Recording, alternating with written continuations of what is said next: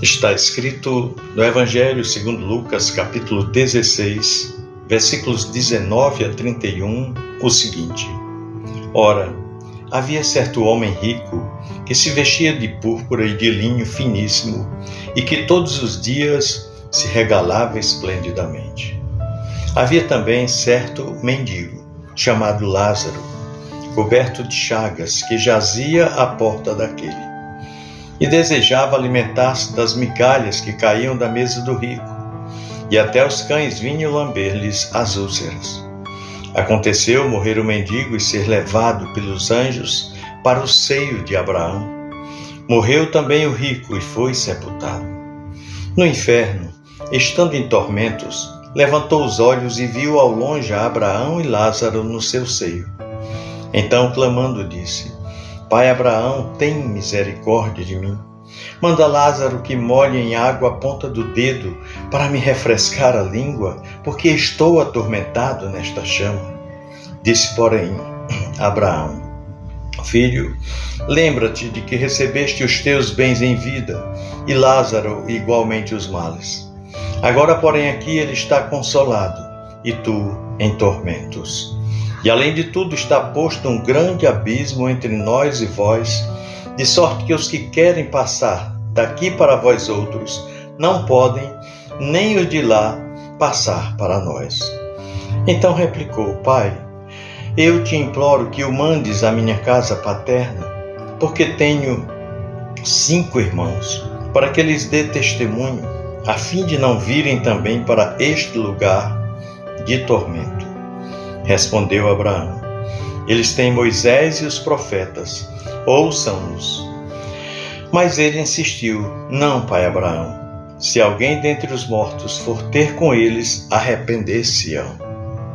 Abraão, porém, lhe respondeu: Se não ouvem a Moisés e aos profetas, tampouco se deixarão persuadir, ainda que ressuscite alguém dentre os mortos. Meu irmão, minha irmã, imagine você, um homem riquíssimo, vestido de púrpura e linho fino, um banquete diário, uma vida de luxo, mas também de desprezo, porque não tinha sequer o descanso de um cobertor.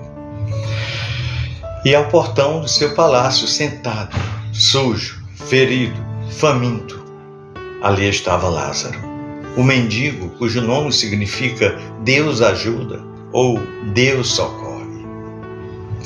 A cena é extremamente chocante.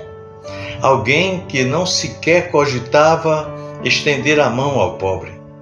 Esse homem na terra viveu ignorando as migalhas que caíam de sua mesa, quase escorraçado pelos cães que lambiam suas feridas. E quando morreu, a balança virou brutalmente. Lázaro foi para o seio de Abraão, enxuga os pés na toalha da amizade eterna e encontrou descanso ao lado dos patriarcas. O rico, porém, vai para o Hades, a mesma escuridão, a mesma pulsação de dor, o mesmo silêncio, gritando medo e eternidade perdida. Ali no Hades, em meio às chamas, o rico lembra da água, ele lembra de Lázaro, ele lembra de seus irmãos, que ao menos aquela ponta de suave de água fria na língua o alcançasse e que alguém pudesse advertir sua família. Porém, Abraão respondeu, disse Jesus, com firmeza. Diz que o abismo foi traçado, o tempo foi interrompido, a chance passou. Abraão falou: eles têm Moisés e os profetas, e se não ouvem as Escrituras, não adoecerão diante de um ressuscitado, jamais se deixarão convencer, persuadir. O fim dessa história é de uma clareza cortante. Há um momento em que a porta se fecha para sempre. E isso é para todos nós. Isso nos faz acordar. Nesses dias que nós vivemos, dias tão corridos, estressantes, onde militamos entre encontros, tarefas, exigências, números e também distrações, é muito fácil nos tornarmos como aquele rico, ou seja, ocupados o tempo todo com a nossa mesa, com o nosso status, com o nosso conforto e a nossa segurança. E aí esquecemos de olhar para o outro, de estender a mão, de perceber que a nossa abundância pode ser a diferença entre o céu e o inferno para alguém que sofre do outro lado da rua. Nós temos lutado para projetar o futuro, para acumular recursos, para ganhar territórios. Mas enquanto isso, será que temos olhado para os Lázaros da nossa vida diária? Os que sofrem, os que choram, os que esperam por uma migalha de compaixão? Será que a nossa fé está gravitando ao redor de Cristo ou ao redor dos nossos empreendimentos? Será que confiamos em Deus de verdade ou confiamos no que colocamos no nosso bolso?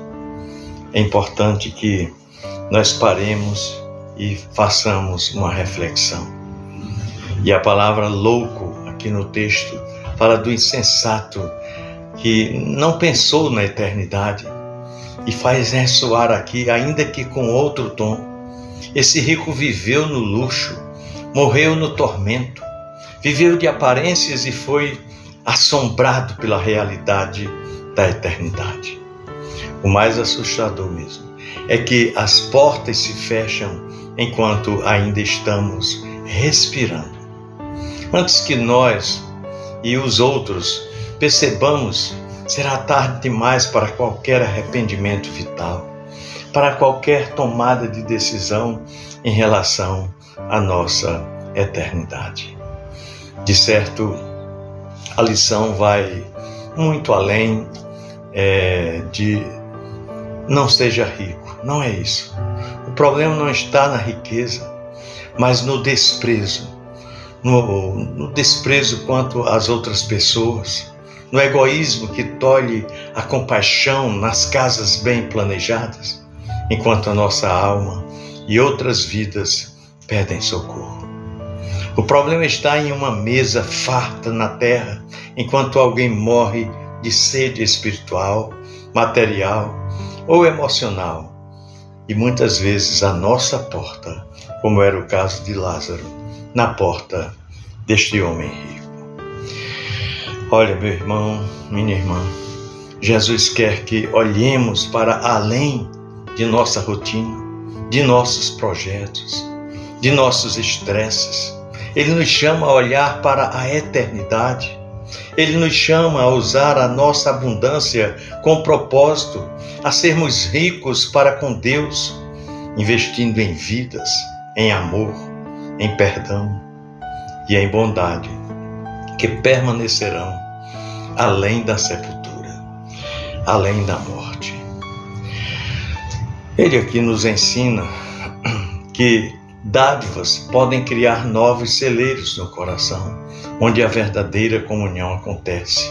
E essa é uma riqueza que nenhuma morte pode destruir. Talvez hoje a história da mesa desigual esteja se repetindo em nossos corações, em nossos lares, né? Talvez você esteja com tudo organizado na sua vida, mas com a alma ainda vazia.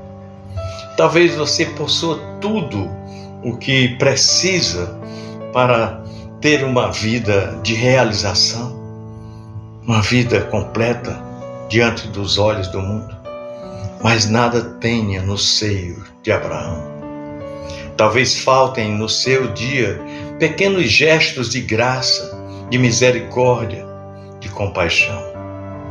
Não espere a noite chegar sem perceber que o seu coração precisa de um propósito que vá muito além das migalhas. Não espere olhar para trás e ver que alguém ficou ali, faminto, enquanto você esbanjava banquetes. Não espere que seja tarde. Este homem rico acordou, despertou para a realidade, já tarde demais. Há uma graça que transforma. Há um toque de Deus que nos devolve a sensibilidade. Há um chamado que nos faz olhar para a eternidade hoje. E essa é a eternidade que começa aqui, hoje, agora.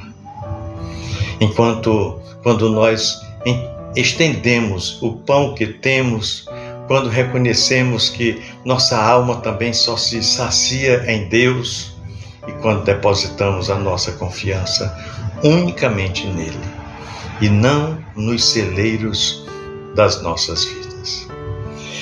Que hoje, meu querido irmão, minha amada irmã, ao ouvir essa história, você receba de novo essa convicção.